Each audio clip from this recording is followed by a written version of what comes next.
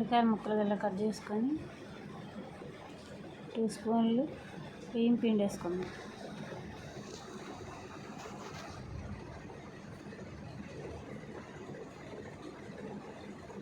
3 tea స్పూన్లు మొక్కజొన్న పిండి వేసుకుందాం.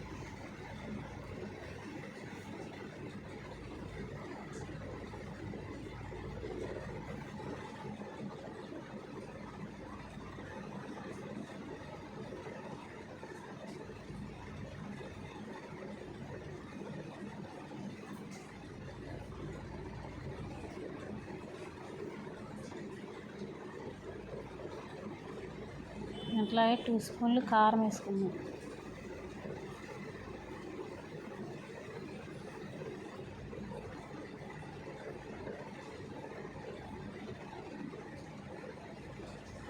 కారం వేసుకుందాం, కొద్దిగా సాల్ట్ వేసుకుందాం. ఇట్లా మొక్కలన్నీ కలుపుకుందాం.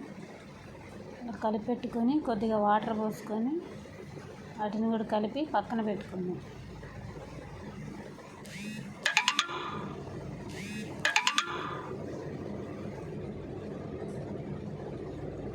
ఇలా పక్కన పెట్టుకున్న తర్వాత బాండీ పెట్టుకొని ఆయిల్ వేడెక్కిన తర్వాత శనక్కాయ పప్పులు వేసుకుందాం.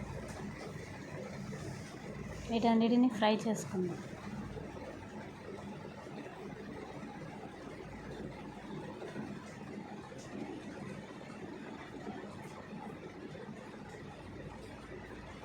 బాగా ఫ్రై అయినాక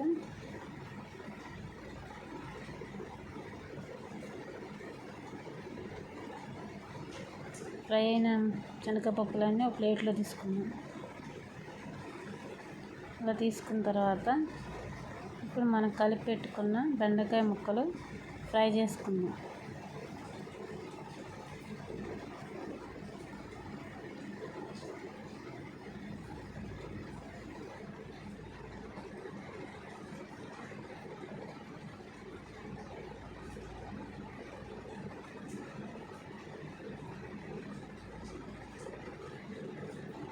ముక్కనే ఫ్రై అయినాక వేరే గిన్నెలో వేసుకుందాం.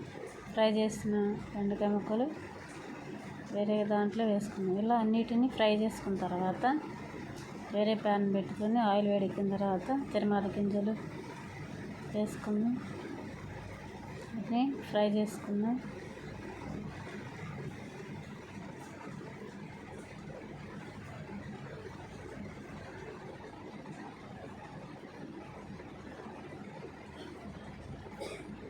ఇలా ఫ్రై అయినాక పచ్చిమిర్చి ఉల్లిపాయలు వేసుకుందాం.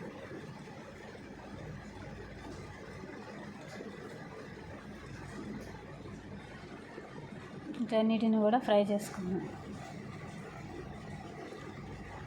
ఇలా ఫ్రై అయినాక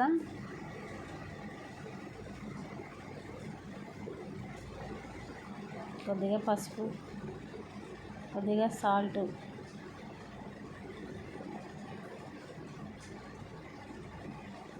అలాగే కొద్దిగా కారం,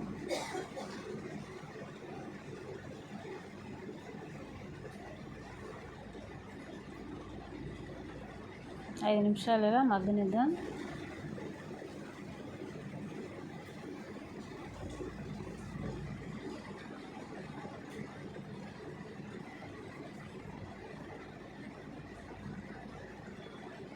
మగ్గిన తర్వాత మనం ఫ్రై చేసి పెట్టుకున్న బెండకాయ ముక్కలు, కరివేపాకు అన్నిటిని వేసుకున్నాం.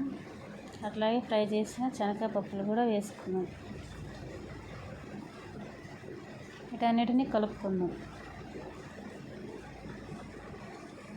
ఇలా కలిపిన తర్వాత 5 నిమిషాలు మగ్గనిద్దాం.